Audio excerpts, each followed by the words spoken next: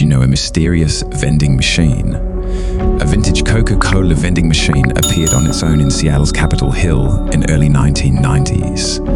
Known for dispensing rare and unusual sodas not commonly found elsewhere. A drink could be chosen using one of the 4 mystery buttons only.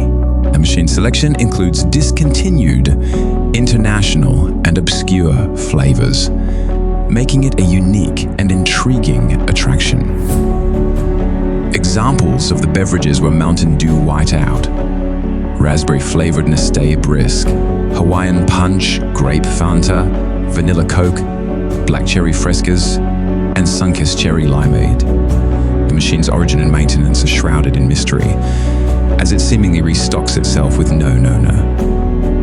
Over time, it has gained a cult following and become a symbol of curiosity and speculation. In June 2018, the machine mysteriously disappeared and a message was posted to the machine's Facebook page, stating, "Going for a walk. Need to find myself. Maybe take a shower even.